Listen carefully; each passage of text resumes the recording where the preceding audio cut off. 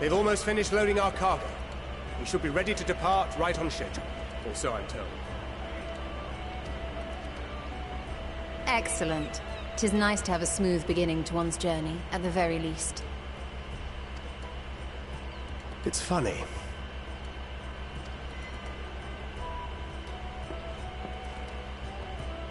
Master Louis Soir came here on a ship very much like this one. And now, years later, the street urchin he befriended that day is bound for his mentor's homeland. With his mentor's grandchildren, no less. Aye. 'Tis upon reflection that every twist of time's river and fate's winds are brought into sharp relief. Thou hast matured much in the intervening years. Wert thou not caught attempting to relieve Master Louis Soir of his purse scant moments after he made landfall upon this dock?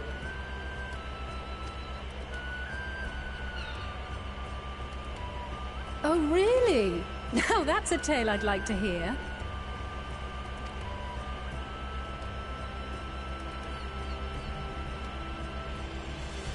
Will this be your first visit to Charlian, Sir Estinian?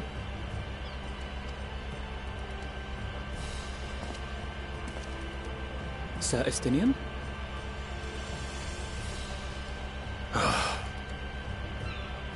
Are we strangers newly met? Why this stiff formality? I, merely meant it as a professional courtesy, since we are now colleagues in an official sense. I'd rather you dispense with the sirs, especially in private company. Or I'll be forced to respond in kind, little Lord Alphino. You've made your point, Estinian. Painfully well.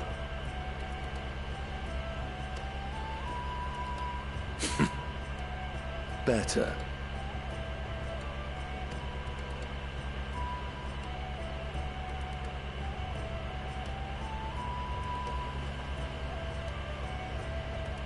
Are you all right, Tataru? You seem positively distraught. Distraught? Me? Don't be silly. I think it's lovely that they get to see their homeland. It's just... we're trying to thwart the schemes of an army hellbent on destroying the world. And, once again, I have to stay behind and worry that this is the last time I'll get to see my friends.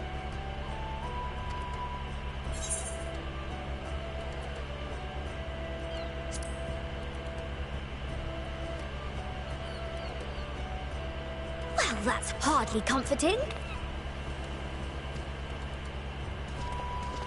Ah, good. You're still here.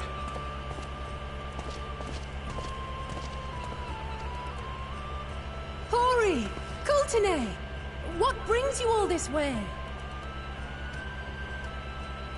We're to assist the Maelstrom and the Kobolds with a lunar primal operation, so we thought we'd see you off before heading to the tower. Flamine and the others wish you all a safe journey, and promise that they'll look after things here until you return. We will too, of course. Aye, we your fellow Scions of the Seventh Dawn will do our part to ensure the end of the world won't happen on our watch.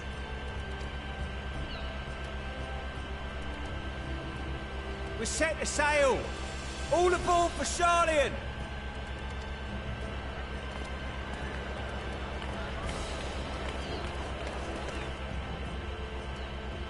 It's time. Then we must delay no longer.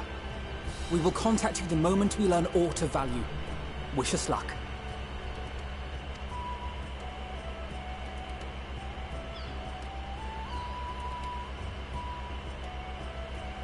Have a safe journey, and please, please, be careful.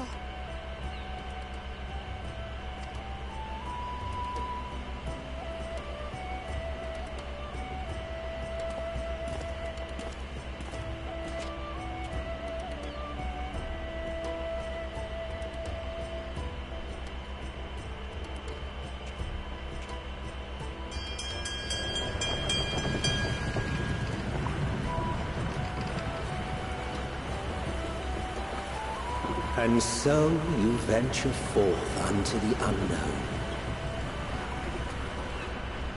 A fate beyond the horizon that cannot be divined. A future undefined and in flux. In uncertain times, naught but the simplest words of wisdom will suffice.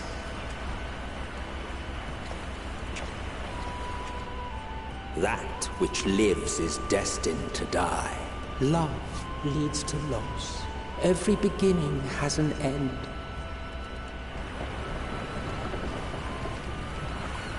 Treasure every moment, every step of your descent.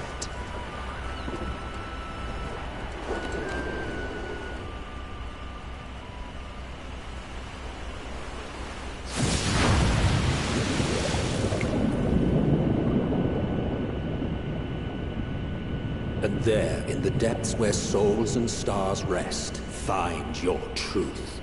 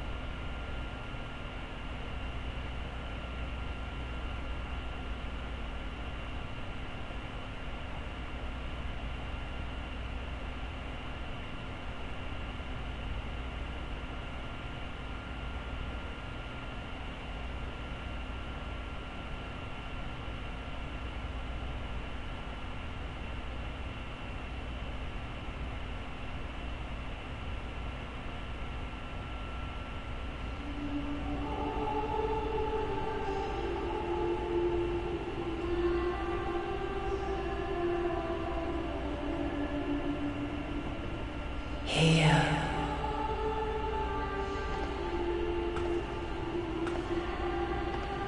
Feel.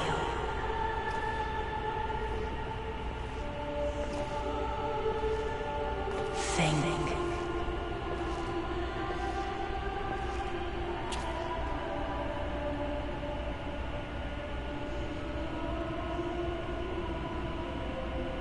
The day has barely dawned, my fellow earlier riser. Though we're hardly alone in that. Envious of those still sleeping soundly, no doubt.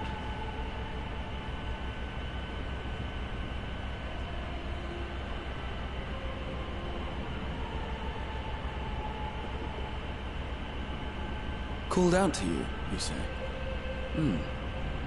I've heard nothing myself.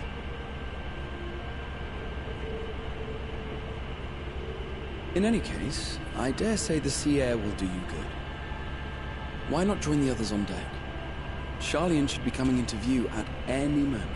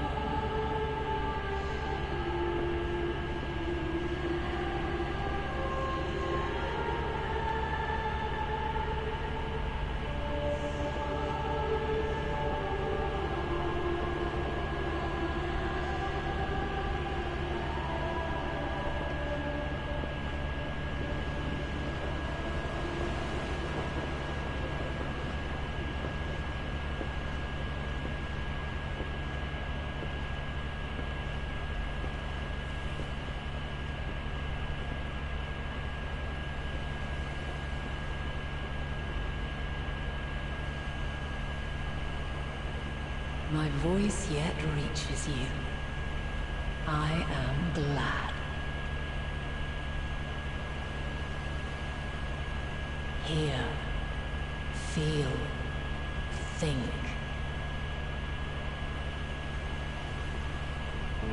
And thus do we meet face to face at last, My warrior of light, guided by the crystal.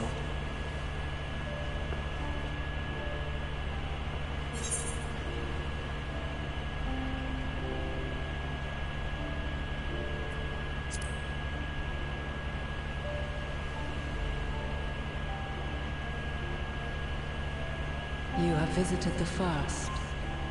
You have every right to say that.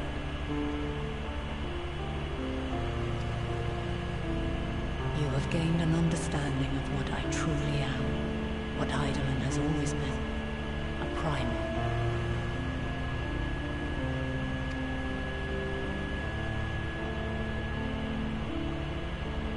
Zodiac was created to forestall the apocalypse which threatened the ancient world, and I was brought forth to bind him. Yet 7 times now, those who would orchestrate a return to that bygone era have rejoined a shard to the god I had sundered.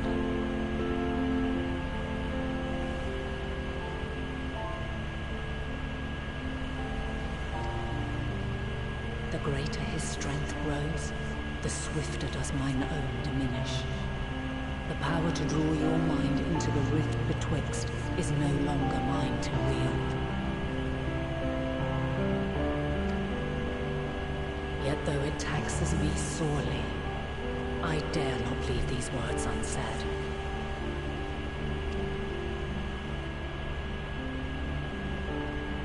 Even bereft of my guidance, you and your companions have accepted the burden of this star's troubled past. A conjunction has begun to form, an intertwining of your time and mine.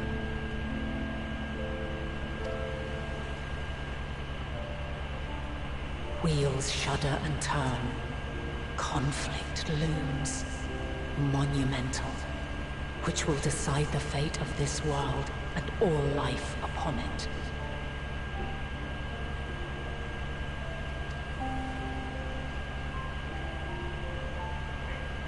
When you truly understand what is at stake, and your journey has prepared you to surmount the insurmountable, then shall I honor the promise made in another time, another age.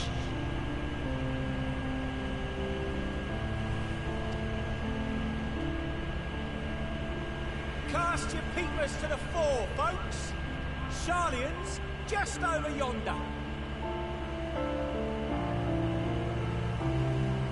I will not keep you further. Your traveler's heart must yearn to behold this unfamiliar land. We shall meet again, and soon.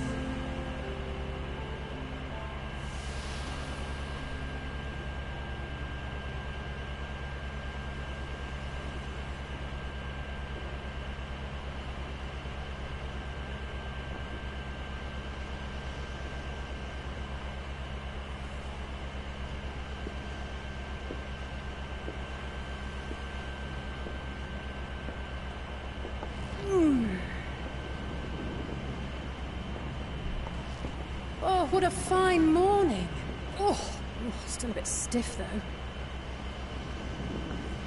And a good morning to you too. Taking a look at the island already? Then let's go. Let's go! Might still be room in the prow if we're lucky.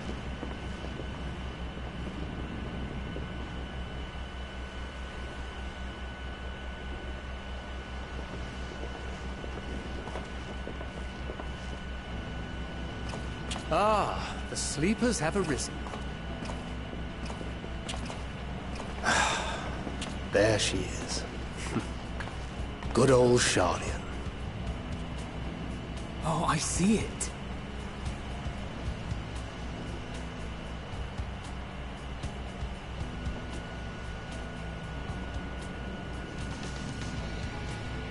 Home. Home at last. Well, maybe not in Father's eyes, but we'll manage on our own, if we must. You do know you're not alone in this, don't you? Indeed. 'Tis as Sir Estinian said. Forget not the comrades who boarded this ship at your side, I prithee.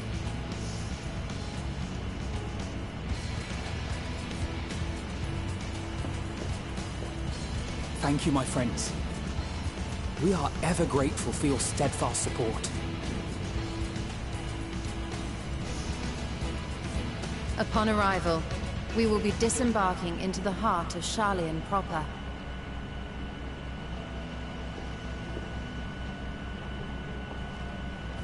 There is no greater concentration of wisdom in all the world. I am confident that somewhere within that center of knowledge and learning, we will find the answers we seek.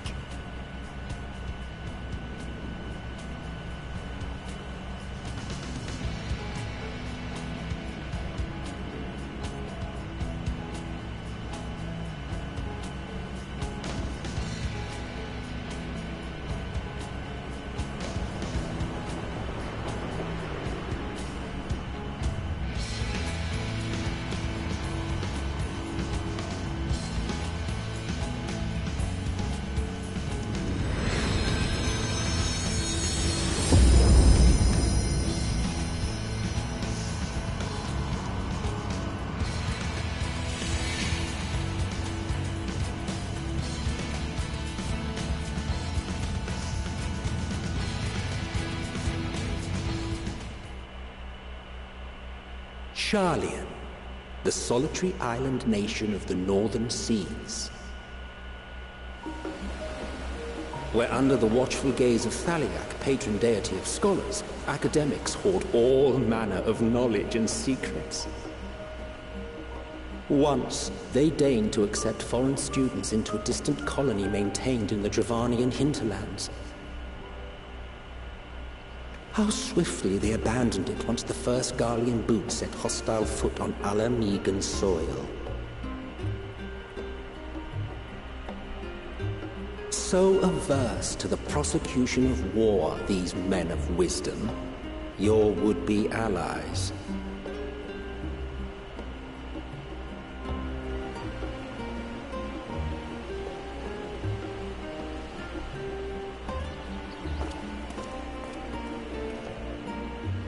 I thought they'd never let us off the ship. What's next, then? Entry applications? Hopefully they find no cause to deny us.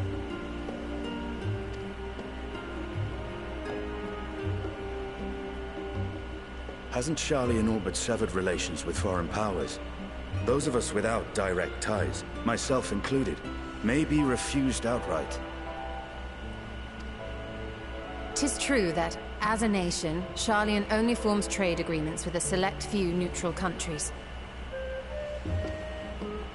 But from a practical standpoint, an island cannot afford to be overly strict with its borders. Especially not if that island's people are wholly devoted to the accumulation of knowledge. If one submits the proper paperwork, with satisfactory evidence of identity and intent, then foreigners may be granted entry. May.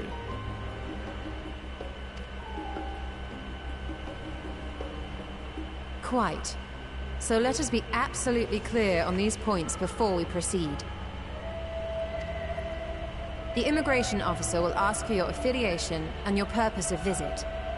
Considering Sharlayan's views on intervention, I strongly suggest we avoid any mention of the Scions. Kral has laid the groundwork for us to act as associates of the students of Baldessian, and our ostensible reason for being here is to aid in their order's restoration.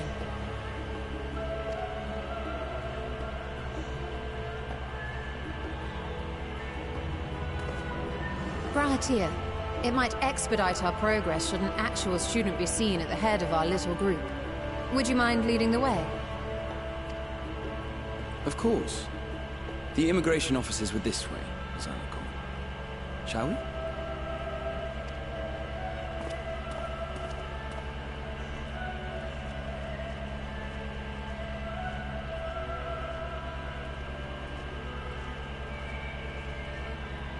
Greetings. We've just arrived and are eager to make our way into the city. Would you be so kind as to process our entry applications? Certainly. I see by your mark you are an Archon. I am. Grahat here of the Students of Baldessian at your service.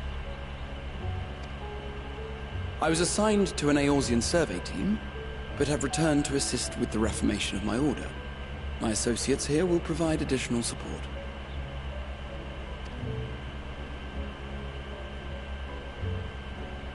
Very good. I have paperwork detailing your group and its scheduled arrival for today. And it seems some few of your companions are also Archons. If you'll step forward, we can process those applications first.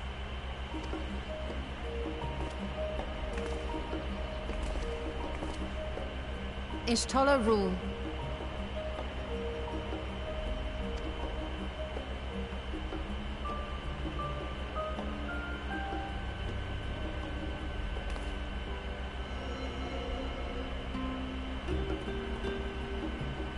See how it glows? That list is etherically linked with the citizen registry kept in the main repository.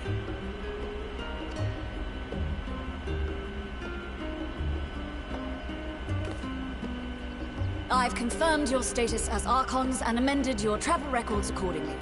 Welcome home. Now, who do we have here?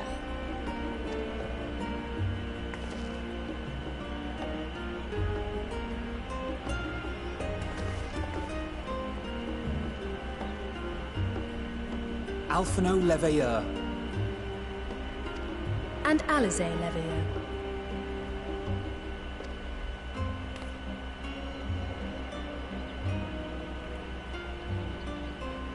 Your applications have also been approved.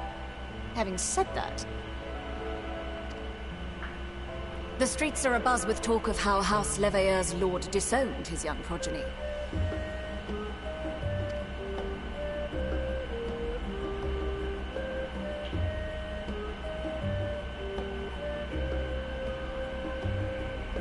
And while such personal circumstances constitute no reason to deny you entry, I urge you to avoid exacerbating your present situation.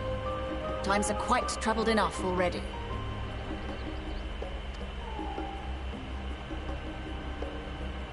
We shall keep that in mind.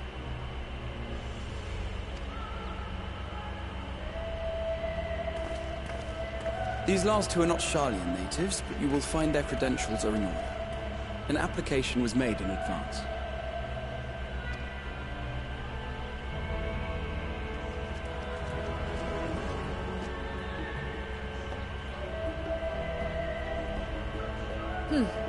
Name and occupation?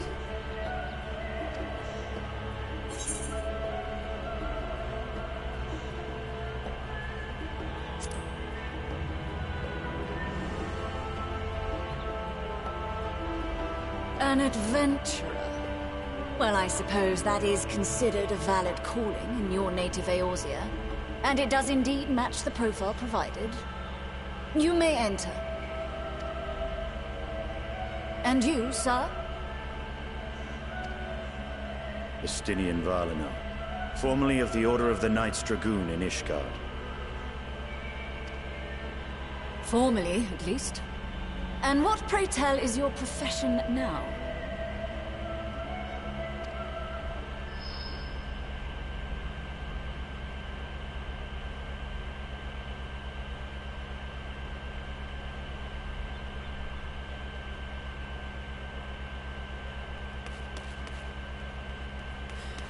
If you'll allow me...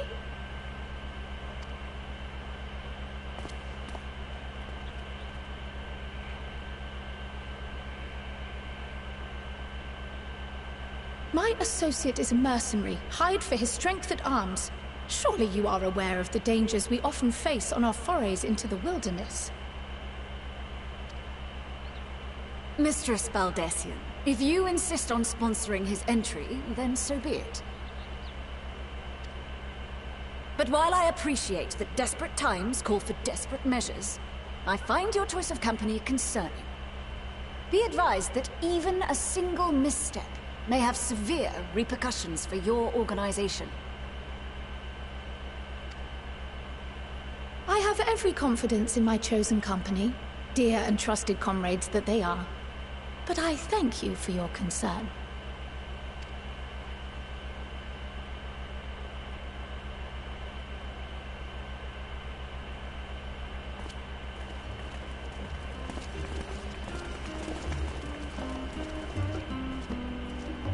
Croyle! It is good to see you. Likewise. Long voyage notwithstanding, you all seem none the worse for wear. There is much to discuss, but this is hardly the place. Let's be on our way, shall we?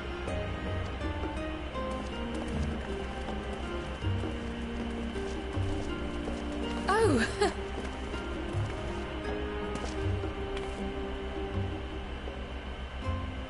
Welcome, friends, to Sharlayan. As your mercenary, I should hope my welcome includes a generous salary. Well, I had to say something, Sir Taciturn.